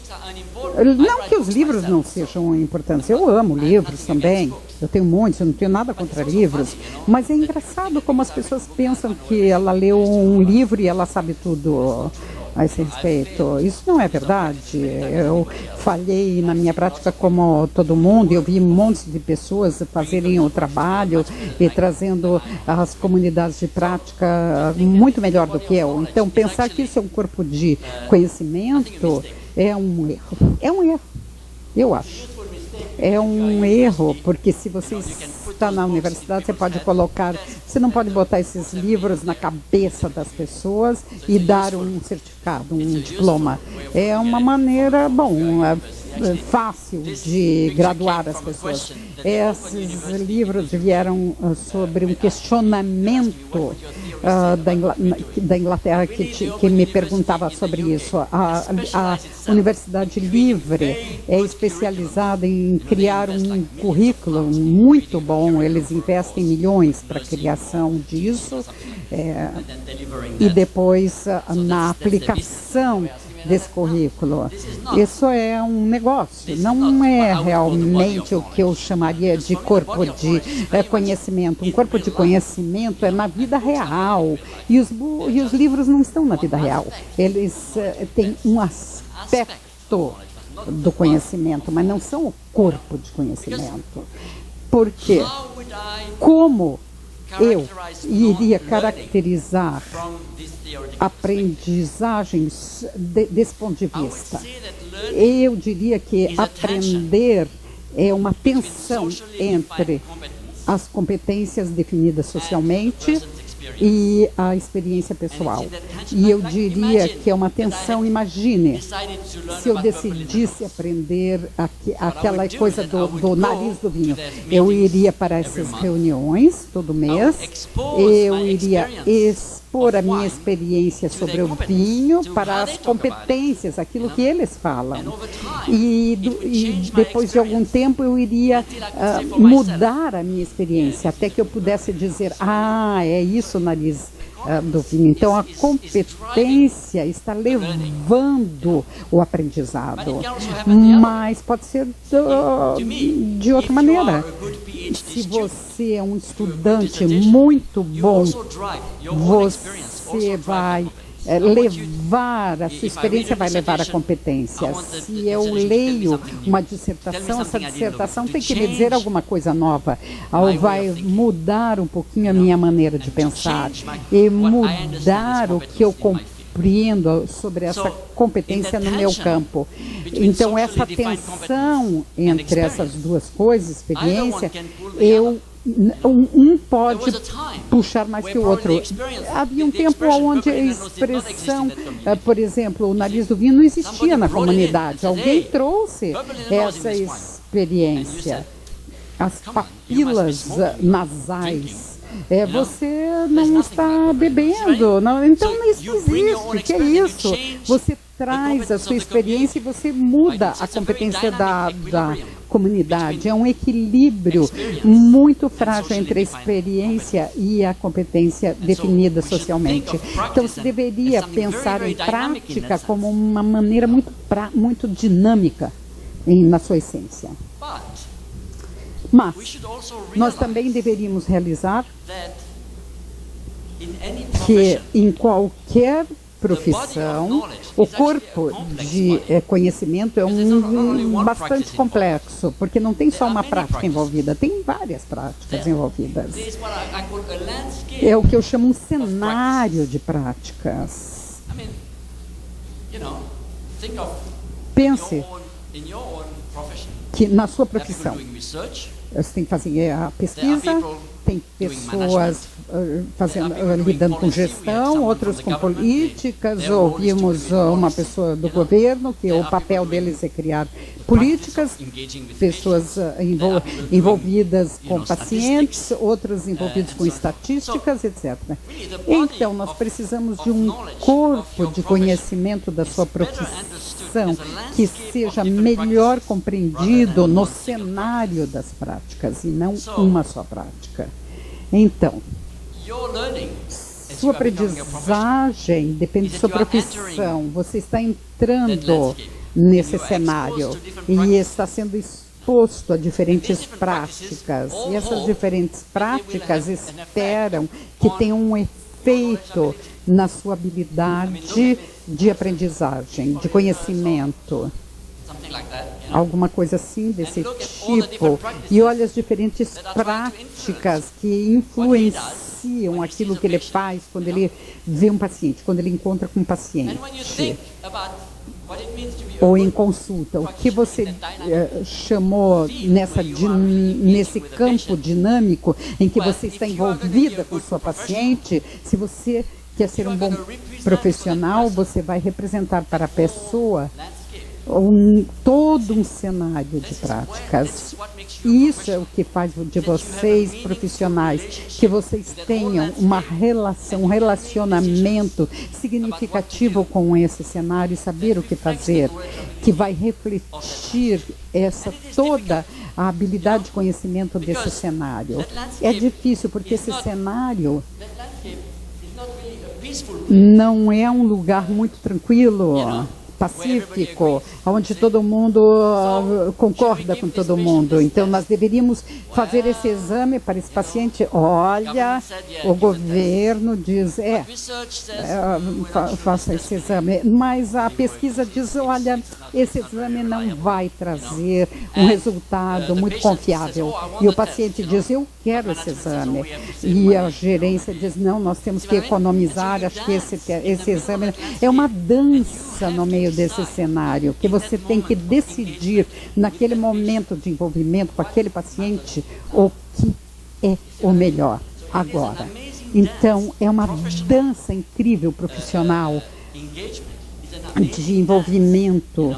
O envolvimento profissional é uma dança incrível, não é só um currículo, onde tem todos esses limiares de práticas distintas que você precisa fazer, por exemplo, para aquele paciente agora.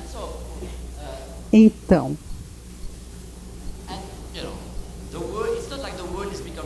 não é que o mundo vai se tornar mais simples, ele vai se tornar mais complicado, na verdade, porque vai ter outras entradas, inputs nessa coisa. Você vai ter Wikipedia, eu deveria ler isso? Não. Google, talvez a direção do seu hospital defina o instituto, o Twitter, o blog. Na Índia tem uma comunidade incrível. Você deveria ler isso. Isso vai te ajudar. Como você vai gerir a sua habilidade, o seu sentido de habilidade. Isso vai ser bastante complexo, porque o mundo está se tornando mais complexo em termos de conhecimento social. O universo não é mais uma exclusiva unidade de conhecimento. Nós temos que reconhecer isso para formar profissionais. Ser um profissional não é só implementar o currículo da sua universidade, é ser um participante ativo nessa dança complexa de escolher no que prestar atenção, no que investir na sua identidade profissional. Isso para mim também. Algumas pessoas me perguntam, você leu esse livro de tal e tal autor? E eles têm tantos livros que eu deveria ter lido. Não tem jeito de ler todos os livros. Eu tenho que fazer escolhas, porque a vida é curta e o mundo é complexo. Então, muito da minha aprendizagem vai gestionar, administrar a minha identidade, em onde investir a minha pessoa. É uma dança incrível, processo em se tornar um certo ser humano que pode ser confiável para fazer isso e aquilo. Eu fui convidado para Fortaleza para fazer essa palestra. É melhor eu impressionar vocês com alguma coisa útil para que vocês realmente confiem. E alguém vai perguntar, Paulo Freire, você leu Paulo Freire? Eu sei que todo mundo tem essa teoria, então eu vou dizer, bom, eu devia ter lido mais, talvez, mais de Paulo Freire antes de ir para o Brasil. Como eu vou estabelecer a minha pessoa como alguém que vai compreender, que está dando alguma coisa significativa para o mundo? É bastante complexo e eu penso que quando a gente olha o mundo moderno, tem alguma coisa acontecendo de muito significativo para a teoria social da aprendizagem. O que está acontecendo no mundo? Eu diria,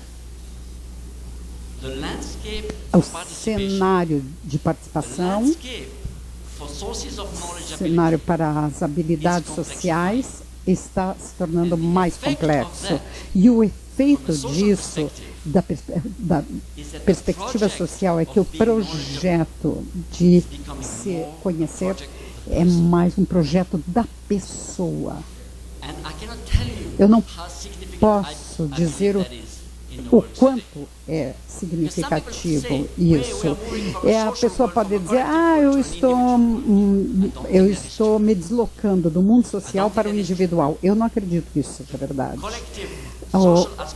O aspecto coletivo do conhecimento talvez possa parecer até mais importante do que no passado. Eu tenho um primo que me diz que, bom, ele é médico, e que tem 10 pessoas no mundo só que compreendem o que eu estou fazendo, mas comunidades definidas de maneira muito específica.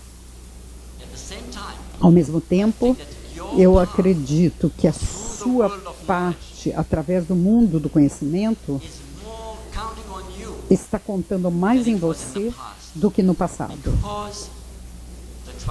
Porque a sua trajetória que cada um de nós constrói é construída num mundo complexo e que tem mais peso em você para decidir o que que conta nessa habilidade, mais do que no passado. É um testemunho bastante forte, mas isso é importante para compreender. Deslocar. Então, se você vivesse numa pequena cidadezinha da Suíça, você iria interagir com uma comunidade mais tempo de sua vida. Mas você pode tirar um pouco o peso dessa identidade. A comunidade faria muito desse papel para você, para definir a sua identidade. Mas, como eu estava dizendo antes, aprender é um caminho que vai entre muitas comunidades e fontes de conhecimento. E é muito única. Acredito que as nossas escolas somente começaram a compreender esse deslocamento do mundo industrial, da sociedade industrial, à sociedade do conhecimento. Então, isso é muito importante. Nós estamos só arranhando a superfície desse significado. Para a educação, para a profissionalização e a valorização profissional e a continuação da educação. É um deslocamento muito profundo, porque se você pensa em como nós encontramos nós mesmos nesse mundo. Nós não podemos ser tudo, pesquisador, um praticante, um pensante de política, formador de opinião. Então, o processo com o qual nós aprendemos como localizar-nos nós mesmos nesse mundo tem que ser bem compreendido.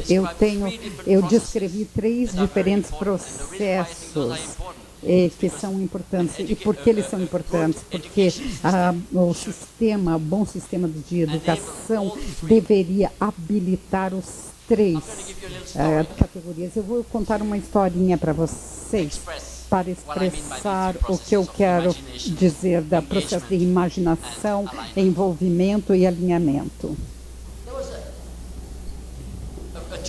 Tinha um turista andando aí num caminho, muito tempo atrás.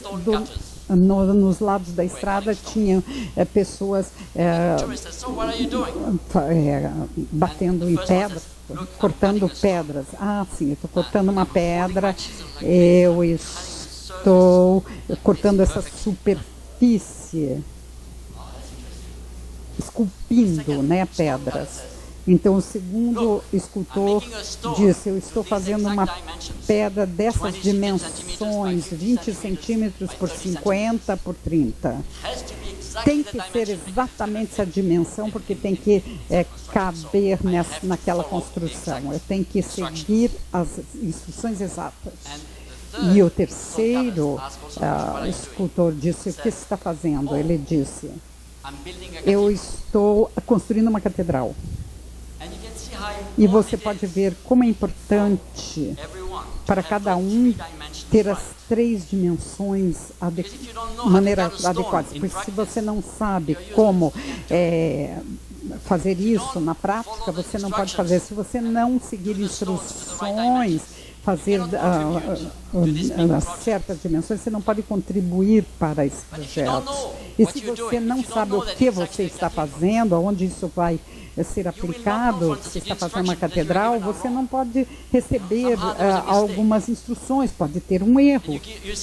E se você vê as instruções e você diz, isso não pode estar certo, eu estou construindo uma torre e essa pedra é tão pequena. E se você não sabe, não compreende, não tem uma imaginação do quadro geral, o seu conhecimento depende, você não pode fazer julgamento daquilo que é importante. Então, nesse respeito, esses três elementos são muito importantes para qualquer sistema de educação. E para concretizar isso, eu vou convidar vocês para, durante 2 ou 3 minutos, novamente com seus grupos, refletir onde, na minha educação, eu recebi ferramentas para me alinhar com a minha profissão, onde eu recebi ferramentas de imaginação e de envolvimento, como a minha educação me formou, permitindo que eu tivesse esses diferentes aspectos naquilo, parte daquilo que eu sou.